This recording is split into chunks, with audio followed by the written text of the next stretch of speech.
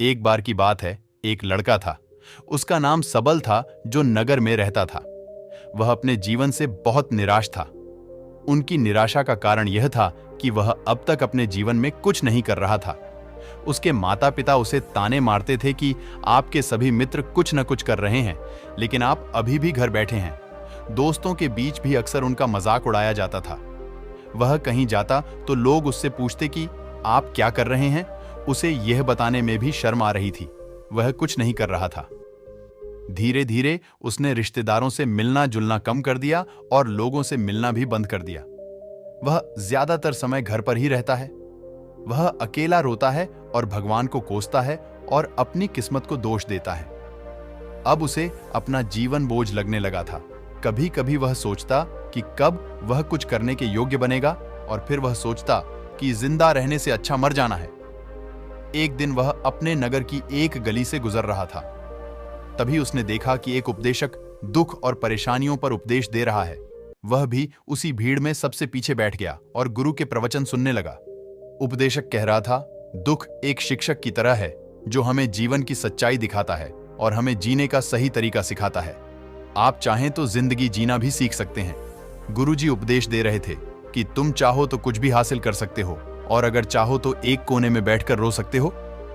इन सभी बातों को सबल ध्यान से सुन रहा था, लेकिन शिक्षक की यह बातें पसंद नहीं आई। उसने खड़े होकर कहा कि कुछ भी सिखाने से दुख दूर नहीं होता। इसमें केवल दर्द होता है, दुख की पीड़ा अनंत है। ऐसा लगता है कि इसके बाद कुछ होने वाला नहीं है। इससे कुछ भी फर्क नहीं पड़ता है। इसके सामने तो मौत भी छोटी लगती है। उपदेशक ने कहा, फिर तुम्हारा दुख क्या है? सबल ने उसके सामने अपनी सारी व्यथा सुनाई और पूछा, मेरे दुख का कोई उपाय है तुम्हारे पास? यह सुनकर शिक्षक मुस्कुराए और बोले, तुम उस दिन मेरे पास आओ जब आपके जीवन में वास्तविक दर्द हो। मैं आपकी समस्या का समाधान अवश्य करूंगा। यह कहकर गुरु वहां से चला गया। सबल ने सोचा, कहीं मेरा दुख नकली तो नहीं है? क्या मैं जिस दर्द से गुजर रहा हूं वह नकली है? मेरा दुख कोई नहीं समझ सकता। जब मां बाप नहीं समझते तो गुरु क्या समझेगा? उनके दुखों से व्यथित होकर सबल ने एक फैसला लिया कि अब वह कुछ करेगा। सबल ने एक छोटा व्यवसाय शुरू किया, पर उसे सफलता नहीं मिल रही थी। लेकिन उसके घर वाले पूछते हैं कि क्या वह कुछ कोशिश कर रहा है? वह अपने व्यवसाय में लगा रहा और धीरे धीरे उन्हें सफलता मिलने लगी। फिर उसने गति पकड़ी।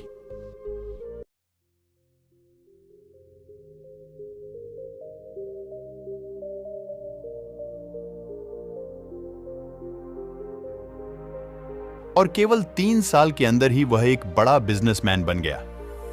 अब सबल के आसपास ऐसे कई लोग थे जो उसकी परवाह करता था, जो उससे प्यार करता था।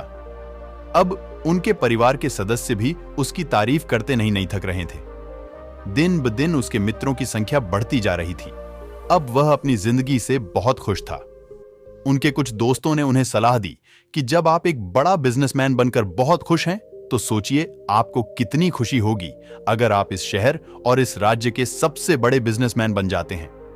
कितने लोग आपसे जुड़ना चाहेंगे, आपकी कितनी बड़ी ख्याति होगी, और स्वयं राजा भी आपसे दोस्ती करना चाहेंगे और जरूरत पड़ने पर ही आपसे पैसे उधार लेंगे। दोस्तों की यह बात सबल के मन में घर कर गई। अब वह और पैसे कमाने की कोशिश करने लगा, लेकिन उसे यह सब बहुत ही जल्दी चाहिए था। वह समय बर्बाद नहीं करना चाहता था। उनका अधिकांश समय इन चीजों को प्राप्त करने में गलाने लगा।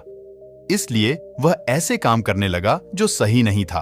उसने बड़ा उधार लेना शुरू कर दिया। उसके दोस्तों से पैसे की मात्रा और अधिक मुनाफा कमाने के लालच में वह अपने माल में मिलावट करने लगा। उसने अन्य व्यापारियों के खिलाफ भी साजिश रची और उन्हें डराया, धमकाया। जैसा उसके दोस्त कहते थे वैसा ही करता था। वह इन तरीकों से ज्यादा पैसा कमा रहा था, पर अब उसके जीवन में पहले जैसा चैन न था। उनके मन की शांति गायब हो गई थी और वह रात को सो नहीं पाता था। वह हंगामे में रहता था। वह सब कुछ पाकर भी उन्हें किसी चीज में सुख नहीं मिल रहा था। एक दिन सबल अपनी गाड़ी में कहीं जा रहा था। तभी रास्ते में उन्हें उपदेशक का आश्रम दिखाई दिया। वह रुका और गुरु के पास जाकर बोला, संत, आपने मुझे मेरे पास आने के लिए कहा था जब मेरे जीवन में सच्चा दुख आता है। अब मैं बहुत दुखी हूं कि मेरी नींद हराम हो गई है। मुझे कहीं भी शांति नहीं मिल रही है। इस प्रकार सबल ने अपनी सारी समस्याएं गुरु को बता दी।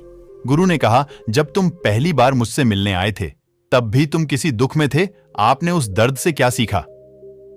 सब्बल ने कहा कि सिर्फ सोचने और चिंता करने से कुछ नहीं होता।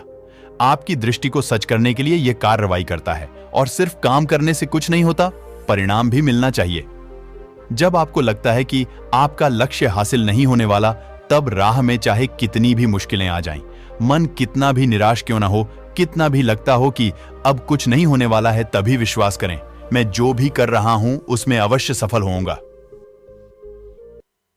खुद पर ध्यान दो, लोगों पर नहीं। लोग केवल सफल लोगों का सम्मान करते हैं। कोई कितना भी अच्छा क्यों ना हो, वह हमेशा लोगों की नजरों में बोझ बने रहते हैं।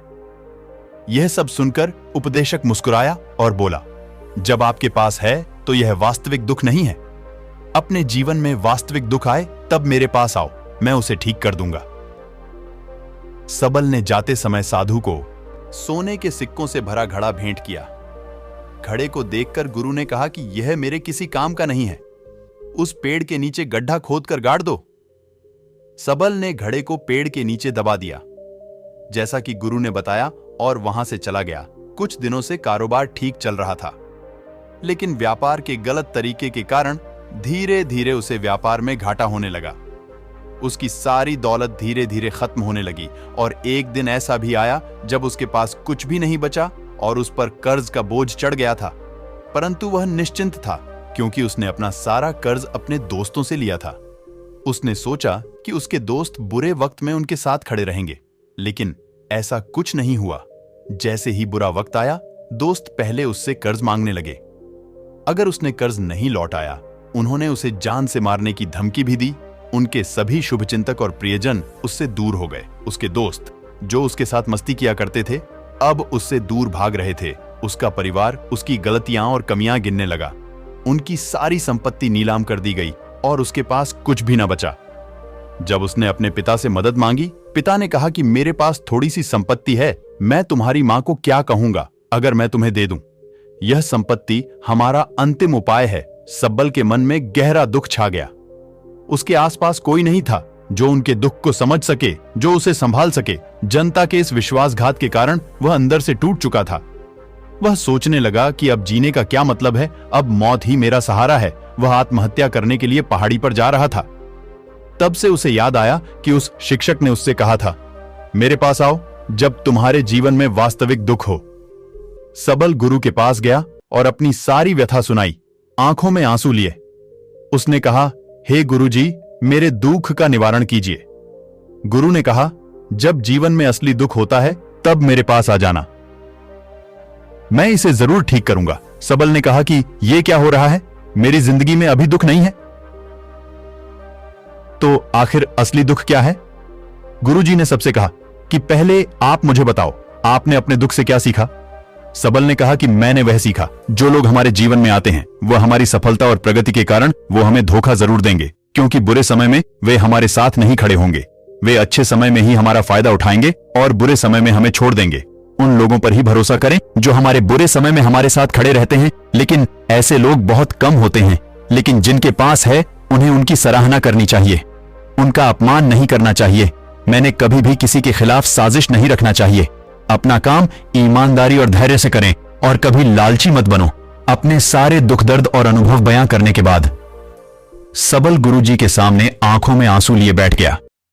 कुछ देर बाद साधु उठे और पेड़ के नीचे एक गड्ढा खोदा और घड़ा निकाल लिया।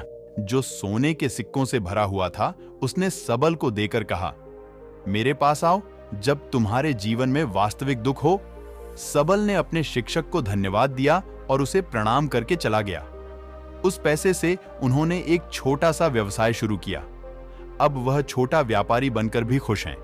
उन्होंने पूरी लगन और ईमानदारी से कारोबार किया। जल्द ही वह अपने शहर का एक बड़ा व्यापारी बन गया। उनका जीवन सुख सुविधाओं से भरा हुआ था। लेकिन कोई कितना भी अच्छा क्यों ना हो, लेकिन जीवन में दुख आता है तो सबल के जीवन में भी दुख आते थे। अपने माता पिता की मृत्यु के रूप में वे दोनों एक ही दिन मर गए। सबल अपने माता पिता से बहुत प्यार करता था, इसलिए उनके निधन से उन्हें गहरा सदमा लगा। वह शवों को ले गया, दोनों को श्मशान घाट ले गया, जहां अंतिम संस्कार किया गया। वहां उसने अपने माता पिता का शव जलता हुआ देखा तो उनका मन बेचैन हो उठा। उसके मन में कई सवाल उठने लगे। वह घर वापस आ गया, इसलिए उसने अपने माता पिता के घर और संपत्ति को देखा जिसके लिए उनके पिता हमेशा लड़ते रहे, आज जो छूटा पड़ा है। जिन्होंने इसकी देखभाल की, इसके लिए लड़ने वाले इस दुनिया से चले गए। उसके पिता ने जो कुछ कमाया वह सब यहीं रह गया। एक दिन पहले तक उसके पिता मारपीट करते थे किसी के साथ उसकी संपत्ति के लिए, आज वो खुद इस दुनिया से चले गए। उसका मन ऐसे अनेक विचारों के बवंडर में था। वह अंदर से अकेला और डरा हुआ महसूस कर रहा था। वह खाली महसूस कर रहा था। उसे लगा कि कुछ है, वह समझ नहीं सका। इसलिए वह गुरु के पास गया। उसे देखकर गुरुजी ने कहा, क्या जीवन में कोई दुख है? सबल ने कहा, वैसे तो जीवन में कोई दुख नहीं है, सब कुछ अच्छा चल रहा है, लेकिन आज मेरे माता पिता का देहांत हो गया है। मैं इस घटना से बेहद दुखी और परेशान हूं। गुरुजी ने कहा, इसमें दुखी होने की क्या बात है? एक दिन सबके अपनों को मरना है। कोई न कभी जिया है और न कभी रहेगा। एक दिन तुझे भी मरना है। शायद तुम कल ही मर जाओगे, या आप आज भी मर सकते हो। सबल ने कहा, क्या कह रहे हो गुरु जी? मैं भी मर जाऊंगा, लेकिन मैं अभी जवान हूं। गुरु ने कहा कि सब जी रहे हैं इस भ्रम में कि मृत्यु केवल दूसरों को आती है, बड़ों के पास ही आती है, लेकिन जवान और बूढ़े मर जाते हैं, बच्चे मर जाते हैं। मौत का उम्र से कोई लेना देना नहीं है, यह सभी को प्रभावित करता है। गुरु जी की ये बातें सबल के मन में घर कर गईं और वह चुपचाप चला गया, लेकिन उसका मन अभी भी बेचैन था। वह खाली महसूस कर रहा था। वह सारा दिन अपने बारे में ही सोचता रहा कि वह कौन है, वह इस दुनिया में क्यों आया है, क्या जीवन का लक्ष्य केवल चीजों को खाना और मरना है? ऐसे कई सवाल उसके दिमाग में लगातार उठ रहे थे, लेकिन उन्हें अपने किसी भी सवाल का जवाब नहीं मिल रहा था और उसका दोहाक दिन ब दिन बढ़ता ही जा रहा था। इसलिए कुछ दिन बाद वह फिर से गुरुजी के पास पहुंचा और बोला, हे स्वामी, मैं बहुत दुखी हूं क्योंकि मैं यह नहीं जान पा रहा हूं कि मैं कौन हूं और मैं इस दुनिया में क्यों आया। यह सुनकर गुरुजी मुस्कुराए और बोले, आज आपके जीवन में पहली बार सच्चा दुख उत्पन्न हो गया है। यह वास्तव में दुख कहलाने के लायक है। हम नहीं जानते कि हम कौन हैं, हम क्यों आए हैं, क्या करें, कैसे करना है। सबल ने अपने गुरु से कहा कि उसकी दुर्दशा दूर करो। गुरु ने कहा कि हम सभी इंसान हैं, जीवन भर संग्रह करते रहते हैं। सबल ने कहा कि सभी इंसान जीवन भर धन, सम्मान, परिवार, प्रतिष्ठा, मित्र, शत्रु आदि जमा करता है। गुरु ने पूछा, क्या हम एकत्रित की गई चीजों में से कुछ भी अपने साथ ले जा सकते हैं? सबल ने कहा, कोई भी इंसान अपने साथ कुछ भी नहीं ले जा सकता, वह सिर्फ अकेला ही जाता है।